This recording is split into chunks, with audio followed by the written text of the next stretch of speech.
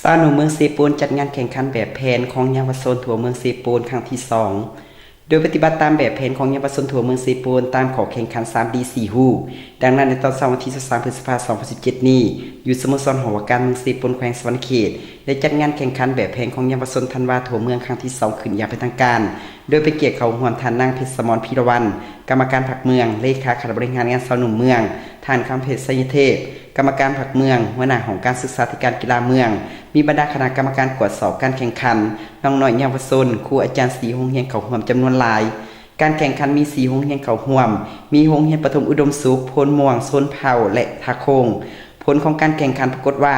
โรงเรียนปฐมโพนม่วงได้ชนะเลิศหับขันของสาวหนุ่ม1หน่วยพร้อมเงินสดจำนวน1ที่2โรงเรียนปฐมอุดมสุขโดยแม่นทานคำเพชรไสยเทพและทานนางเพชรสมรพีรวรรณเป็นเกียรติขึ้นมอบผู้ต่างหน้าน้องนักเรียนโรงเรียนปฐมโพนม่วงอุดมสุขซ่องหน้าแขกของห่วมทั้งหมดเป็นสักขีพยานนำด้วยทั้งนี้ก็เพื่อศึกษาอบรมปลูกจิตสำนึกให้แก่เยาวชนอนุชนรับรู้ด้วยพื้นฐานผ่านกิจกรรมใดหนึ่งแนวใส่การพัฒนาคนก็คือสร้างจิตสำนึกเกี่ยวกับการรักษามูลเสื่อประวัติศาสตร์ของชาติมูลเสื่อความสามัคคีแบบแผนการดำรงชีวิตของประชาชนลาวในยุคสมัยใหม่โดยปฏิบัติตามเนื้อในคำสอนผู้นำ6หัก3สั่งและขอแข่งขัน 3D 4 ฮู้ของเยาวชนให้ปรากฏผลเป็นจริงเจ้าข้าพเจ้าเพชรสมรพีรวรรณเลขาคณะบริหารงานสาวหนุ่มเมืองเนาะมื้อนี้ได้มาจัดกิจกรรมการแข่งขันแบบแผนของเยาวชนเพื่อคำนำคำต้อนเนาะวันที่1เดือน6เนาะและก็วันสำคัญต่างๆมื้อนี้กิจกรรมเฮาได้จัดนี้กาแมนแบบแผนการเดินแบบแผนของเยาวชนมีอยู่รวมทั้งหมดมีอยู่ทั้งหมดก็อยู่ใน4โรงเรียนเนาะเพื่อเฮาได้มาแข่งขันกันมื้อนี้การแข่งขันนี้ก็เพื่อแสดงให้เห็นถึงการความสามัคคีของแต่ละโรงเรียนเยาวชนแต่ละโรงเรียนนั้นมีความสามัคคีระหว่างโรงเรียนกับโรงเรียนแล้วก็